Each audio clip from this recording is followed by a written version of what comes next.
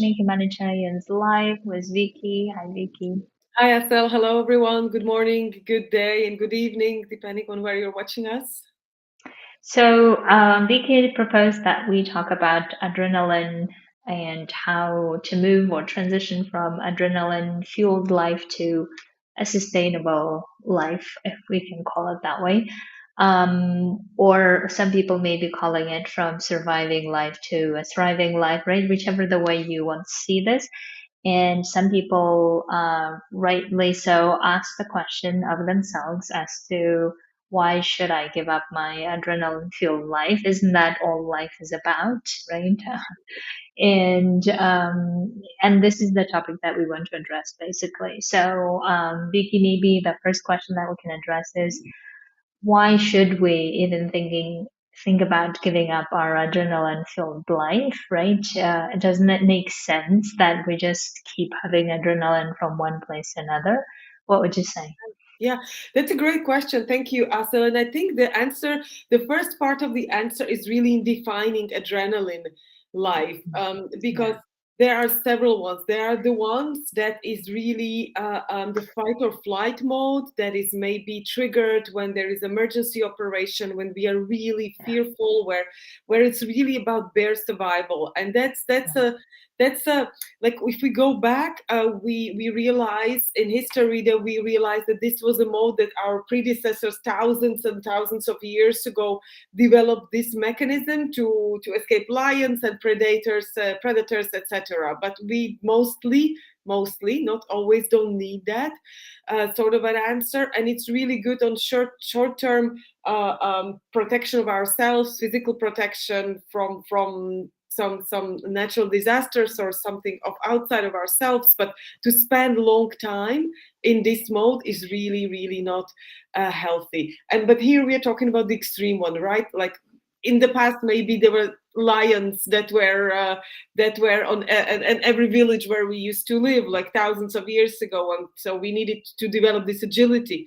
But we don't have that situation today. So maybe I would say that Yeah. would be the first definition of the fight or flight mode, the extreme adrenaline, when we just are permanently on adrenaline rush, and we find ourselves after a few weeks, a few months, absolutely exhausted and incapable of Yes. right functioning. The health is also deteriorating, and also mental perspectives are very limited.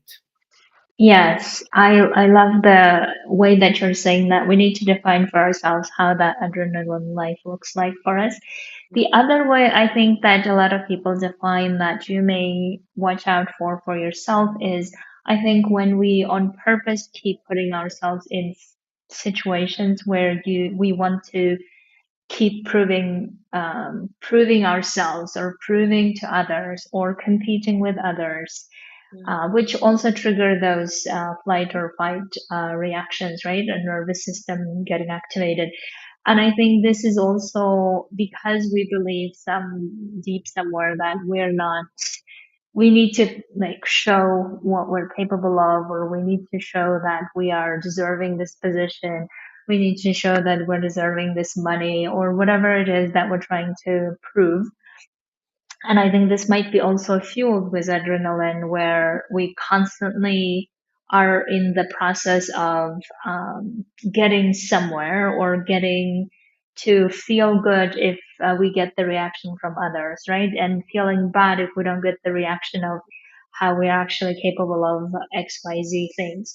So that might be another type of adrenaline that I see a lot of humanitarians, or at least the ones that come to me, say, I don't want to do that anymore because I don't want to just keep chasing and keep proving or keep showing that why what I'm doing is worth attention, or we need to go this way, right? And I think that's one of the reasons many humanitarians want to leave, or they at least want to work in an environment where that's no longer the attention or the focus of the co-working or collaborating space, but rather the focus is actually doing the meaningful impact to the people that we're serving and how we can do that, right? So, in other words, getting the attention from the individual and who can show what, but rather to what we can all collectively create. So, therefore, I think that might be another level or another type of adrenaline that people Mhm. might be seeking.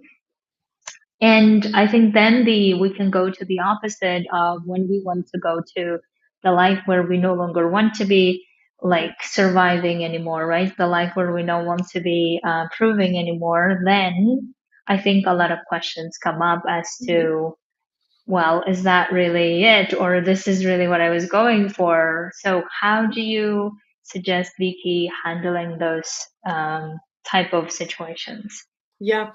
So I think maybe we are thinking, maybe often the thinking is, well, either I have adrenaline and I'm driven by low Yeah. adrenaline, or there is nothing. And I think the truth is we always have more than Yeah.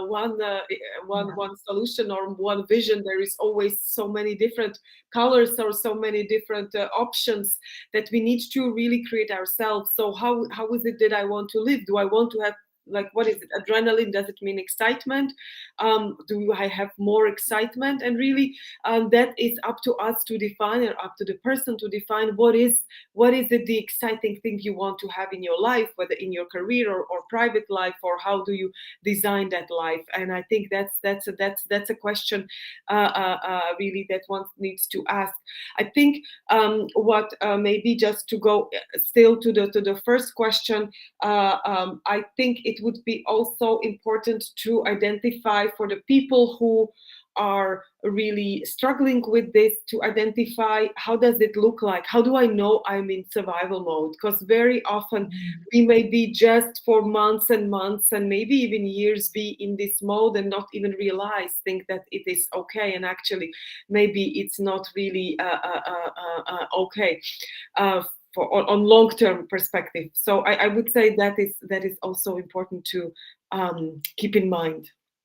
Yes, and I think the way that you can easily detect for yourself how you're in the survival mode is you tend to feel the same negative emotions that you don't want to feel on regular basis, and you Mhm. just feel like you can't catch a breath. What's Breath. the word? Yeah, exactly. Right. So it just feels like you are going from one extreme to another, and you don't have you feel like you're not in charge of your situation. You feel like you have to like keep putting out the fires everywhere, whether it's in your personal life or in the professional life, and you just don't feel like you are doing things out of thought out and reflected position, but rather keep reacting, right? So, and the problem I think with adrenaline type of life that is very addictive is because of the obviously the chemicals that rush through our bodies, and we just get so used to those things, and therefore when we go to living the life that is more or less regular, let's say routine based, maybe in some Mhm. ways, right? And then we start questioning whether that's really it. And we tend to then go to the other extreme a lot of the times Mhm. instead of finding that spot that makes us feel both of the adrenaline and the sustainable sides coming together. And the way that I was thinking for myself is I really wanted the adrenaline that comes not from surviving or from me feeling like, okay, I have to just go from one thing to another kind of thing, but adrenaline coming from feeling good about having done the things in the way that I sought out to do, and rush coming from that, right? And I think that's equal rush, except that I think the difference is that in the first scenario that I used to experience a lot is that I either used to feel like it's as long as I come to the next thing and the next thing, I will be fine, as if like keep searching for that magic land where everything will be fine kind of place. And I think my adrenaline life was in that unique in that way. While now I know that the adrenaline that I keep seeking or that I keep creating is coming from having done this that in the way that feels good to me, and having the rush from it, but also recognizing that I'm not seeking for like the magic land to be, and then feeling like, okay, I'm relieved now, Yeah. everything is fine, as if like I escaped the lion, now I can like feel the relief for some time, and then I need to escape the lion again, right? Yeah. That's not there anymore in my life. And I think it's possible that we can have this adrenaline type of life even in our sustainable or regular life, whichever the way you call it. And I rather want to have the adrenaline like as if crafted myself Yeah. in some way, it sounds like, instead of responding to it or responding with it because of other circumstances or other people that I feel like I'm just the victim of those circumstances. I Yeah. hope it makes sense. Yeah, yeah, absolutely, absolutely. And I would like to also address one of the things that I have come across a few years ago, working with humanitarians, really staying in the adrenaline or really in this fight or flight or survival mode because of different feelings, because we don't want to face certain feelings or certain emotions underneath. And I think this is really important to also ask ourselves. So one of the first questions, as we mentioned, would be like, how do I know that I am really in this survival mode? And also the second I would suggest is to, what am I trying to hide from? It maybe this is not for everyone, not applicable to everyone, but very frequently there is something underneath, that's something that I cannot be with or don't want to be with. So really this, because the adrenaline, the rush, like drives us above this, and we don't feel those feelings maybe, or those questions that are coming to our mind, that are really relevant for our life, but we don't want to face them. So this is also something that I have been seeing. And I think this is also my case in the past, when I was really searching out maybe these kinds of assignments where there is a lot of adrenaline. um, and it's also important to realize, to give oneself the space to answer those questions, because if you're not, we are really just sort of putting things under the proverbial carpet. So once, I would say, these questions for most of the people are answered, then the transition to a life where you design, as you are mentioning, you design the adrenaline part, because that can come from travel, that can come from things that we can choose. So that's one of the things I think are important to ask ourselves. And also, something that I have come across as well is really giving ourselves permission. And I think sometimes we feel as humanitarians, because we are faced and we work in those environments where there is a lot of suffering, immense amounts of suffering, human suffering, and we somehow, and because we are there somehow as, I don't want, observers that contribute, but we come from outside, that we sometimes don't give ourselves permission to leave that mental space. And I have Ah, come yes. across that I need to suffer, because how can I be well when all these people are suffering? And I do believe that that's sometimes very often the case, not giving ourselves permission to live full life, to live life I Yes. deserve. And I think this might be a second important question, that people who are finding themselves in the survival mode and are unable to really break out of it, to ask oneself as well, what do you give yourself permission to?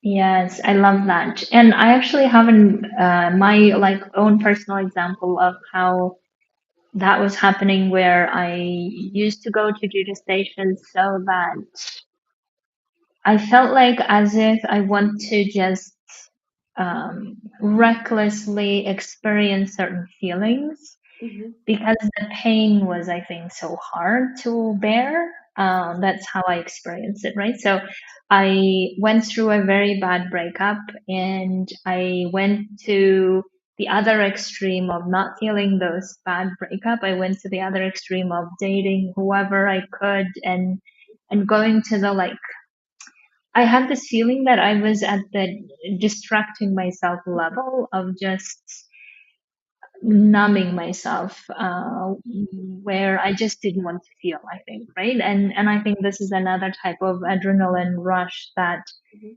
like, in the moment, I remember this is, I think, the distinctive part is in the dating process, maybe it felt so amazing that I was like killing it. I was doing great kind of feeling. And then the next morning is like, ugh, Yeah. right? And I think adrenaline life maybe has this aftertaste that is worse than the previous one. Even though in the moment, don't get me wrong, it just feels great, right? And the next morning, it's a bit like a hangover type of, even though I don't drink, but this is what I hear from other people, right? And when I hear this, I remember comparing myself to someone who was abusing alcohol, except Mhm. I was abusing my own emotions to an Yeah. extreme, Mhm. and then realizing that I actually was doing this because I was escaping lots of Mhm. feeling of hurt from previous breakup, Yeah. and at the same time feeling like I just need to live my life to the fullest. That was my like feeling, maybe because I felt like I missed all of these years that I spent on that bad relationship that I was telling myself, and therefore I just needed to then like almost destroy myself in some ways, and then feeling again like on the other side, on the next morning or the next day, feeling so empty and so numb. And I think this is the type of adrenaline maybe many of us don't really want. And that's why I think maybe the other way of looking at it is like the adrenaline type that you are not wanting probably has a very bad consequences for you afterwards Yeah. that you need to recover from a lot, Yes. right? But the adrenaline that we're wanting, probably that is like in quote healthy, is the one that I was talking about that I we can craft, is the one where we feel like we have gone on this on purpose. Yeah. We have gone through certain processes and then maybe achieved certain things or learned certain things or created bonds with people, and then the rush from that that's coming, that's more everlasting. Yeah. And I think that the analogy I'm thinking of, like teams winning certain things, right? That's the adrenaline rush Yeah. that they have crafted it for, Mhm. with some training, with some work that collaboratively they did together, or maybe it's the humanitarian, like certain delivery of aid that we have crafted, going through lots of planning and everything, and then we have achieved certain things and we all feel great about it, and there is no like bad aftermath or taste or consequences. And that type of adrenaline, if you're crafting it, I would say amazing, go for it. Yes, exactly. Okay. Yes, yes. So that's all the important things that we are really talking about, the sort of good and bad adrenaline, and it's important to realize what is it that gives you this feeling, where is this coming from, so you can really make sure that this type of lifestyle is sustainable or not. I mean, there is no judgment, even if it's not sustainable. This is something you chose for yourself. Just make sure it's conscious, and then you know that you will be living it probably for a short period of time. But it's also important to think about mid and long term normally, so that when we identify what is it that gives us this high, and then we create it, whilst Yeah. not really living in an unsustainable way of life that is distracting us from emotionally, also spiritually, physically, and destroying also relationships, partnerships, a lot of things around. Yes, beautifully wrapped it up. And I think for many of us, I feel like we know the answers, and it's, and maybe that's the scary part too, right? That we usually know the answers. Mhm. And I think the part that's not easy is actually going for it and implementing it and making some tough decisions that we know that also we need to make. But then all the other fears come up on the other side of how it's gonna go, what's gonna go, whether I'm gonna like that life, and all these kinds of things, right? But again, we know that unless we have gone through that and have done it on our own in our own terms, Unless we do that, we will not going to find out. And therefore, the question always is, I think for me is, if I know the answers and if I'm not implementing them or going after them, and there is a certain level of fear, and that's very natural. And how am I going to overcome or face that fear? And then go through to the other side, right? And I think that's where most of the decisions crack through, or most of the answers that we have, they don't get implemented because of a lot of our imagination of how things may not go the way we want to. But we really hope that you can take this and then also know that you are, if you are amazing at creating nonstop adrenaline, you probably are also amazing in creating the life that really matches your desires and aligns with what you are wanting. And therefore, I always want to remind to people that we are actually more capable than we give credit to ourselves. And I think it might be time to listen to that part of that we can trust, that we can do things that sounds hard, but at the same time we're capable of doing it. So give yourself chance, like Vicky said, give yourself permission to not only reflect but also go afterwards, and then see how you can design that life where you are crafting the adrenaline and also the routine, whichever the way that your heart desires. Okay, so if you have any questions, let us know. As usual, we'd love to help you to get to whichever the direction or the destination you're wanting. And in the meantime, thank you so much. We'll see you next week. Vicky, thank you. Thank you. Yeah, thank you, Asel. Thank you, everyone. See you next week. And if you need coaching or you need consulting, do let us know. Drop us a line. We'll be happy to help. Yes, absolutely. See you next week.